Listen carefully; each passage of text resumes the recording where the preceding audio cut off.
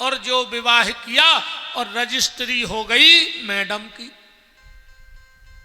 कई बार तो तुम लोग खुद अपने सास ससुर से कह देती होगी, का करो है तुमने, का कर दो तुमने, ये तुम्हारे बल माया सही प्रकट हो गए थे 5 फुट के, कुछ नहीं किया तुम्हारे सास ससुर ने, ये तुम्हारे सैया बलमा साजन काका कहत हो, ये ऐसा ही प्रकट हो गए थे, कुछ नहीं किया तुम्हारे माँ बाप ने।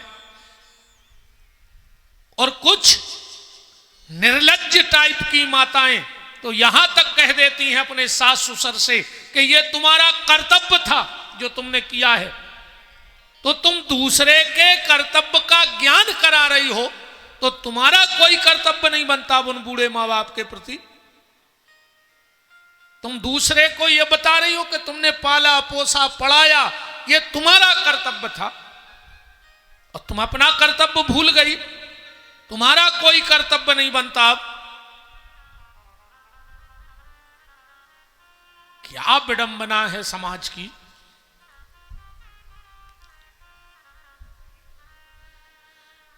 बात चल रही है अगर बेटा अच्छा निकला तो स्वर्ग देगा, अगर बिटिया अच्छी निकली तो बैकुंठ दे है, और अगर घर की बहू अच्छी निकले आई तो ना तुम्हें स्वर्ग जाने की जरूरत है और ना बैकुंठ जाने की। तुम जहां रहते हो, अगर झोपड़ी में भी रहते हो और घर की बहू अच्छी निकल गई तो तुम्हें झोपड़ी में भी वो बैकुंठ का दर्शन करा देगी। और तुमने कितना बड़ा महल बना लिया हो, बहू ने निकर के कहूं भभू का निकर गई तो तुम्हें नरक जावे की भी जरूरत नहीं है। बात तुम्हें महलों में भी नरक से ज्यादा बदतर जिंदगी कर दे तुम्हारी।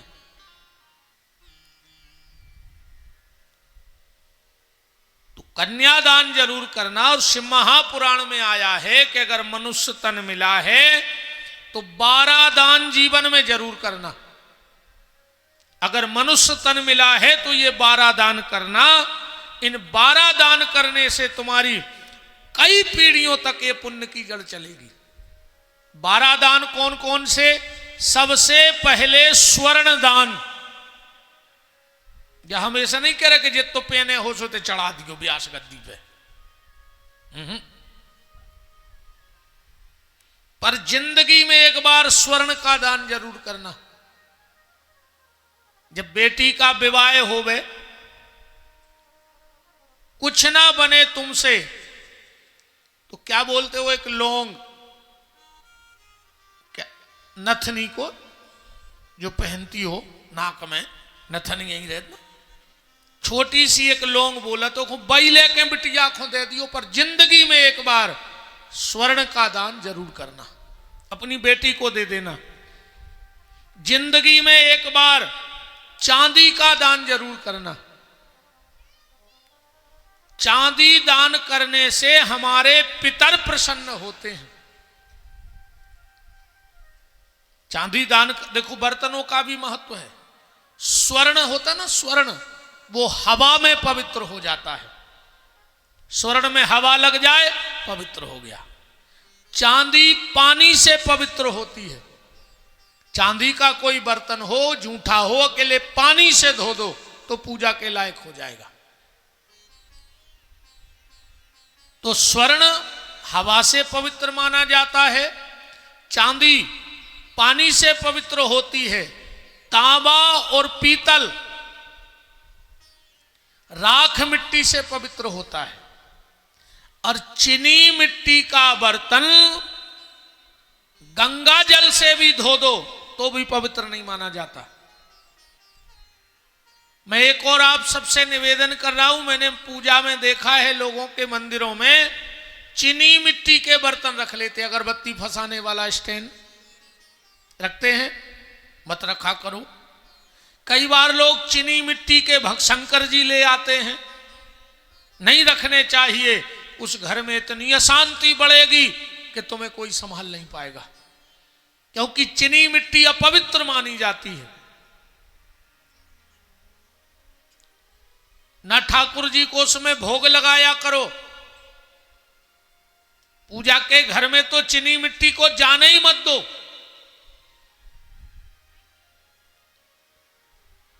तो जिंदगी में एक बार चांदी का दान जरूर करना। अरे अपनी बिटिया को दे देना। जिंदगी में एक बार तिल दान जरूर करना। तिली का दान जरूर करना। इसलिए हमारे यहां संक्रांति के दिन तिल का बड़ा महत्व होता है। तिल से स्नान करने पर साल भर के किए हुए पाप नष्ट हो जाते हैं। तिल से स्नान करने पर। और तिल और जवा के द्वारा ही पितरों को तर्पण किया जाता है पानी का। जौ के द्वारा, तिल के द्वारा। तो जिंदगी में एक बार तिल का दान करना। जिंदगी में एक बार घृत का दान जरूर करना, घी का। और हम तो कहते जिंदगी में नहीं, साल में एक बार चाहे 100 ग्राम घी दान करो, पर मंदिर में घी दान करो। जब तुम्हारे बेटा या बेटी का जन्मदिन हो, हमें तो लगता तुम लोग मां बाप नहीं हो, कसाई हो, कसाई।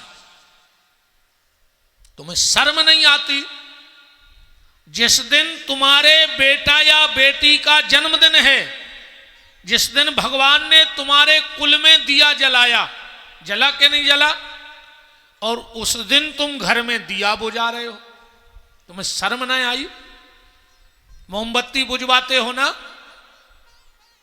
मां बाप हो के कसाई? पहले तो ये बताओ। आप केक काटो, जो भी करना है करो, कम से कम मोमबत्ती तो मत बुझाओ। अरे जिस दिन तुम्हारे घर में तुम्हारे बेटा बेटी का जन्मदिन हो, वो जितने साल का हो गया हो, बेटा हो चाहे बेटी, उतने दिए बनाओ। अगल बगल में जो मंदिर हो, हनुमान जी का, भोलेनाथ का, राम जी का, माता रानी का, वहां जाओ और अपने बच्चे से उतने घी के दिए भगवान के सामने जलवाओ।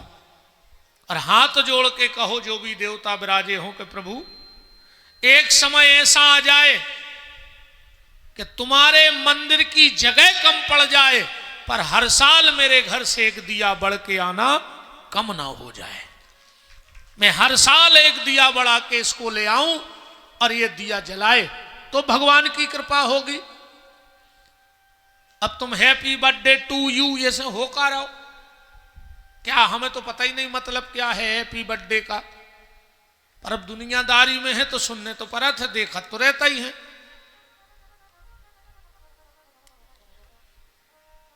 जिनके घर के घी का दिया भगवान के मंदिर में जलता है, भगवान उनके घर का दिया कभी बुझने नहीं देते हैं।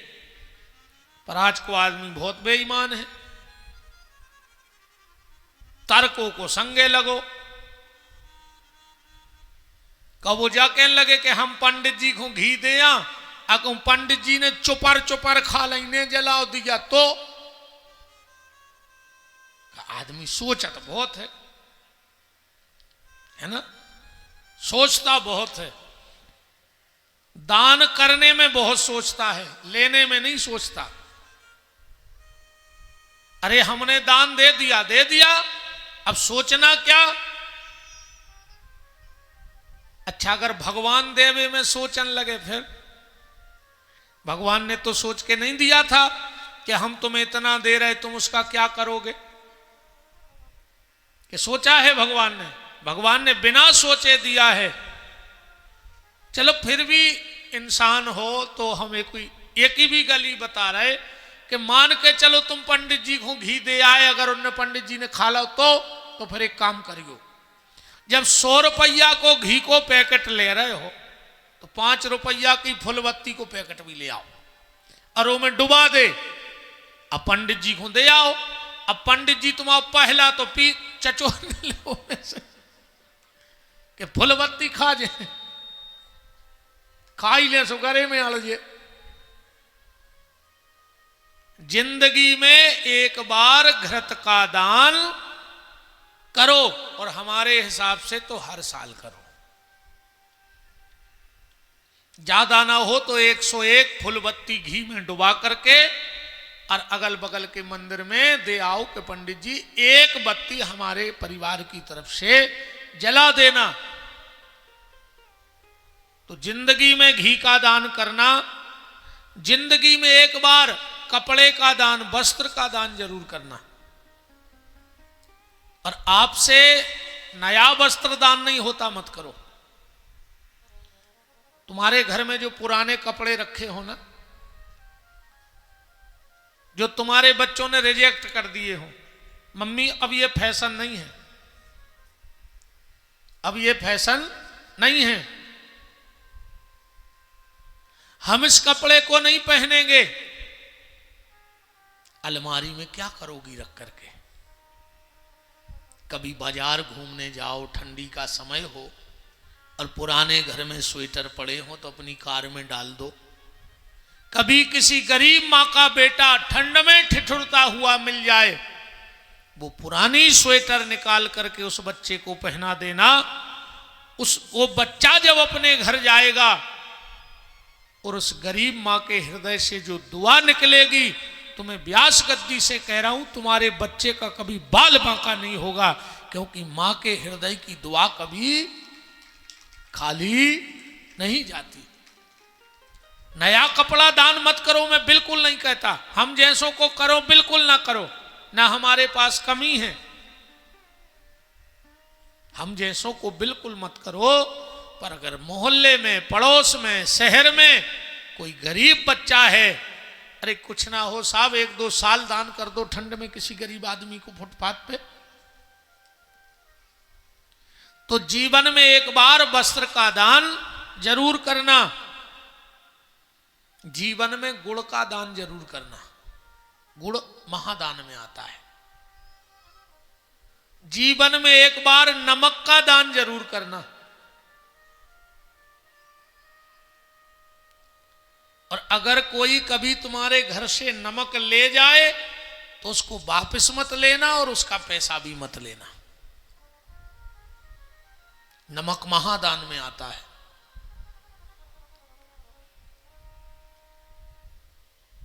पहले आप लोगों को विश्वास नहीं होगा इस बात का, हमारे पिताजी आज भी भिक्षावृत्ति करते हैं। आज भी ठाकुर जी ने कोई कमी नहीं रखी है, कोई कमी नहीं है घर में। 5-5, 8-8 4 व्हीलर हैं, 5-5, 6-6 ड्राइवर लगे। पिताजी को खुद ड्राइवर लगो है, पर हमारे पिताजी आटा मांगते हैं, आज भी आटा मांगते। और अगर कभी धोखे से हम गांव पहुंच जाएं तो पिताजी कहें भैया जब थैलिया कहते हैं देखो, बोले भैया जाओ 2-4 घर मांग ले आइयो, हमें भेज देते हैं। आप झूठ मानोगे, कोई विश्वास नहीं करता हमारी बात पे। आज भी महाराज जी मैंने चक्की का पैसा नहीं खाया, शिव पुराण सामने रखा है। आज भी मांगने वाला आटा खाता हूं, आज भी। और मुझे ये अपने पिताजी पे गर्व है कि मैं ऐसे एक ब्राह्मण का बालक हूं जो सब कुछ होने के बाद भी मेरे पिताजी ने अभी भी अपनी जमीन नहीं छोड़ी और उनने जमीन नहीं छोड़ी, इसलिए हम लोगों को ने आसमान पे बिठा दिया। अगर वो जमीन छोड़ देते तो शायद हम लोग जमीन में गड़ जाते। आज भी मुझे घमंड है अपने बाप पे। भगवान करे पिता तो पिता होता है, पर मेरे जैसा पिता हर व्यक्ति को मिले, क्योंकि जिस गरीब परिस्थिति से उन्होंने आटा मांग मांग के पाला, आज भगवान ने हम लोगों को समर्थ बना दिया हर प्रकार से। हम 2 भाई हैं, दोनों कथा बोलते हैं, खूब 2-2, 4-4, 6-6 मकान हो गए शहर में।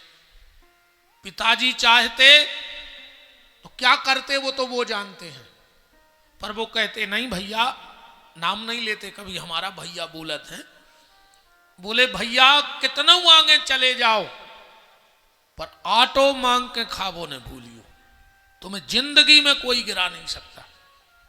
बात यह हम इसलिए कह रहे, हम आज भी जब कभी, और मेरा गांव है सागर जिला, तहसील जयसीनगर, सागोनी पुरैना ग्राम, सुर्खी विधानसभा में, जहां भी मंत्री जी हैं गोविंद सिंह राजपूत जी, वो हमारी विधानसभा है।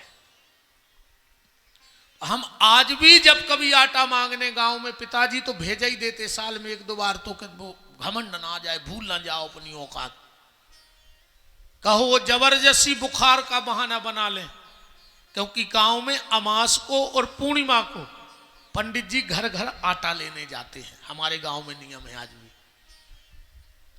तो अमास या पूर्णिमा पड़ जाए और अगर हम पहुंच जाए रात में, तो कहो सुबह पिताजी सो के न उठे, माता जी कहें काहे उठ नहीं रहे, बोले आज बुखार सो चढ़ो है।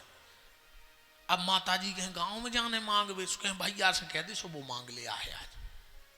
और हम लौट के आए तो कहो अच्छे चकाचक बैठे चाय पी रहे, हम के कहे पापा, अरे यार बोले तुम्हारी आदत न छूट जाए से, हमने बहानो बना लो। तो बात श्रम नमक की कह रहे, तो हम जब आटा लेने जाते तो माताएं खड़ा नमक होता ना, खड़ा नमक, तो आटे में मिला के सीधा देती हैं। तो जब हम छोटे थे जाते थे तो लगता था यार ये आटा में काहे को नमक मिला देती हैं, घर में आके छाना छूनी करो। पर जब पुराण पढ़ा तो लगा कि पहले की माताएं बहुत बहुत विचारणीय थीं, उनके विचार और पढ़ी लिखी कम थी, पर धर्म के प्रति उनकी आस्था और ज्ञान बहुत ऊंचा था। तो जिंदगी में एक बार नमक का दान जरूर करना, जिंदगी में एक बार पेठा को दान जरूर करियो, महादान में आते, ऐसा पुराण में लिखा है। पेठा को दान जरूर करियो जिंदगी में। जिंदगी में एक बार कन्यादान जरूर करना, जिंदगी में भूमि का दान जरूर करना। जो ही दान सबसे कठिन है। अब खुद को तो प्लाट नहीं ले पा रहे, किराए की मकान में रह रहे, महाराज कह रहे भूमि दान करो, खुद को तो 10x10 को प्लाट नहीं मिल रहा हो। ये टेंशन वाला काम है ना। कहीं भी कोई मंदिर बन रहा हो, कहीं भी कोई गौशाला बन रही हो, कहीं भी कोई जलाशय बन रहा हो, कहीं भी कोई सार्वजनिक धर्मशाला बन रही हो, आपसे कुछ ना बने तो वहां 11 ईंट लेकर के दान कराना, तुम्हें भूमि दान का फल मिल जाएगा। 11 भी ना कर पाओ तो एक ही ईंट को दान करें। हम ईंट लगा दो मंदिर में, गौशाला में, मिट्टी की बनती ना, ऊंसी ने हो तो क्या ऊंसा उठा लिया जो एक आध, चोरी न करियो ना पकड़े जाओ पुलिस वालों, मां बोलो भैया। सार्वजनिक हो, सरकारी ना हो। नहीं नहीं, सरकारी में कहा, सरकार के तो पैसा अपार धरो भाई। कहीं कोई मंदिर बन रहा हो उसमें दे आओ, कहीं कोई गौशाला बन रही हो वहां दे आओ। अरे एक ईंट दे आओ बस। एक ईंट कितने की आएगी? 4 रुपया की, 5 की। पर जिंदगी में एक बार भूमि का दान करना, वो मिट्टी का दान कहलाता है। जिंदगी में एक बार गौदान करना। शास्त्र में लिखा है गौदान 3 बार करना चाहिए जीवन में। कितनी बार? 3 बार। पहला, जब तुम्हारे घर में बाल गोपाल होवे, बच्चे हो तो गौदान करो। दूसरा, जब तुम्हारे घर में बहू आवे तो अपने बेटा बहू से पहला काम करवाओ, गौदान करवाओ। क्योंकि बहू के आते ही अगर वो गौदान करती है तो उसका जो कुछ प्रारब्ध होता है वो सब नष्ट हो जाता है और वो लक्ष्मी कहलाती है। और एक बार अपने ही लाने करो मार देखो, एक बार बाल गोपाल होने पर गौदान करो, एक बार बहू आने पे गौदान करो, और एक बार अपने लिए। पर आजकल गौदान को भी तमाशो मच गओ। हाँ, बड़े बड़े तीर्थों में देखना गए होंगे आप लोग, रेती में एक मुट्ठी भूसा रख दे हैं, एक मरेल सी बछिया बांधे रहे हैं, उतन चंदन धरे हैं, तना कुसा धरे हैं और चिल्ले आ रहे हैं 10-10 रुपया में गौदान करो बैकुंठ जाओ, 10-10 रुपया में गौदान करो बैकुंठ जाओ। तुम्हारे बाप की बस चलन लगी का बैकुंठ को? होता ना महाराज जी, 10-10 रुपया में गौदान करो बैकुंठ जाओ। आदमी भी के 10 रुपया में बैकुंठ मिल रहा हो तो बड़ो सस्ता सौदा है, दे दे 10 रुपया और हम बैकुंठ चले जाएं। अच्छा, वह मरेल सी रहते बचिया, अब रेती में भूसा मिलो, वह खा पा नहीं रही, तन्नक बैठी जो न फिर आ गो को 10 को लाए, सुने फिर पूछ मरोड़ दई। जिंदगी में एक चीज का और ध्यान रखना, कहीं रोड पे रास्ते में गैया बैठी हो और तुम जा रहे हो, कई बार देखा मैंने दुष्ट टाइप के जो लोग होते हैं वो गाय की पूंछ मरोड़ करके गाय को उठाते हैं। मैं 100% नहीं, 1000 नहीं, 1,00,000% ये बात कह रहा हूं कि जो गाय की पूंछ मरोड़ के गाय को उठाता है उसके वंश में कभी ना कभी सर्प के काटने से मृत्यु जरूर होती है, क्योंकि गैया की पूंछ में शेष नाग का वास है। और जो गाय की पूंछ पे हाथ फेरता है, पूंछ को सहलाता है, भयंकर से भयंकर काल सर्प योग भी दूर हो जाता है। आपको किसी ने बता दिया हो कि काल सर्प योग है, आप बिल्कुल मत डरो। आप सिर्फ गैया और बछिया की पूंछ पे हाथ फेरो, क्योंकि गैया का कोई भी अंग खुजलाता है तो गैया पूंछ से वहां स्पर्श कर लेती है, पर पूंछ खुजलाए तो कहां से करे स्पर्श? तो गाय की पूंछ पे हाथ फेरने से भयंकर काल सर्प योग भी नष्ट हो जाता है। पर कभी भी गाय की पूंछ मड़ोर के रास्ते में मत उठाना, मर जाओगे। क्योंकि गैया मैया की दुर्दशा बड़ी भयंकर है आजकल, सबसे ज्यादा गैया की दुर्दशा हो रही है। और इस देश में अगर वर्तमान में कोई सबसे ज्यादा गरीब है तो गैया।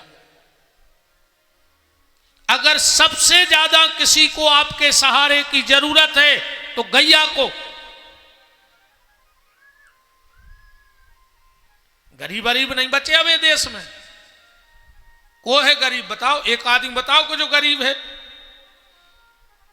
कहने को गरीब हो तो शाम को शराब पीने की व्यवस्था कहां से हो जाती है? बच्चों के फीस भरने का पैसा नहीं, और शाम को 100 रुपए का पौवा कहां से आ जाता है जब तुम्हारे पास पैसा नहीं है तो? और गरीब देखना है,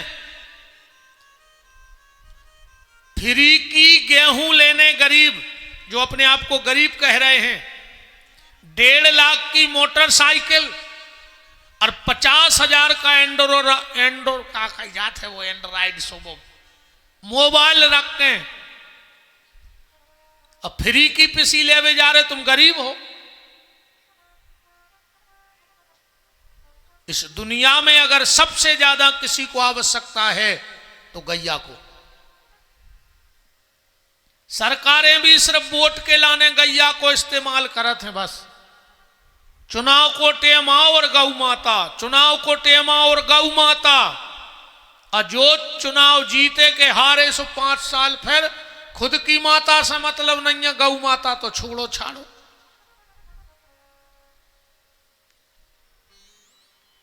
सबसे ज्यादा आवश्यकता किसी को है तुम्हारी तो गैया के लिए है, और किसी को आवश्यकता नहीं है। बड़े बड़े आश्रम भी बन जाए, क्या होगा उससे बताओ? बड़े बड़े आश्रम बना लो, क्या फायदा है उससे? कोई फायदा नहीं है। और मेरा तो निवेदन है चैनल के माध्यम से जितने भी कथावाचक मुझे सुने, मैं उन सबके चरणों में प्रणाम करके हाथ जोड़ के सब संतों से हाथ जोड़ के ये निवेदन करना चाहता हूं कि अगर भारतवर्ष के सब संत और सब कथावाचक सिर्फ एक प्रतिज्ञा कर लें कि मैं 100 गाय बचाने की प्रतिज्ञा करता हूं, 100 गाय पालने की प्रतिज्ञा करता हूं, तो भारत में एक भी गाय रोड पे नहीं दिखेगी, क्योंकि इतने कथावाचक हैं और इतने संत हैं। सब अपने अपने आश्रम बनावे में लगे हैं, प्रॉपर्टी बनाने में लगे हैं, 7 पीढ़ी को इकट्ठा करके रख के जाना चाहते हैं। अगर जब साधु बन गए हो तो क्या 7 पीढ़ी की चिंता करना? अगर चिंता करना है तो वर्तमान में गौ माता की चिंता करो, क्योंकि चिंता का विषय अगर देश में कुछ है तो वर्तमान में गौ माता है। और सुन लो, जिस व्यक्ति ने एक गाय की सेवा कर ली 1 घंटे दिन भर में, उसने दिन भर बैठ के भागवत की कथा सुनी है। जितना फल भागवत की कथा सुनने का है उतना ही फल गौ माता की सेवा का है। और सुन लो, 101 वैदिक ब्राह्मण जो बिल्कुल अपने नियम धर्म क्रियाओं पे चल रहे हो, जरा सी भी चूक उनके जीवन में ना हो, ऐसे 101 ब्राह्मण तुम्हारे घर में भोजन कर जाएं, जितना उसका फल है उतना एक गैया को भोजन कराने का फल है। अगर तुमने एक गाय को भोजन करा दिया तो समझ लेना तुम्हारे घर में 101 ब्राह्मण भोजन कर गए।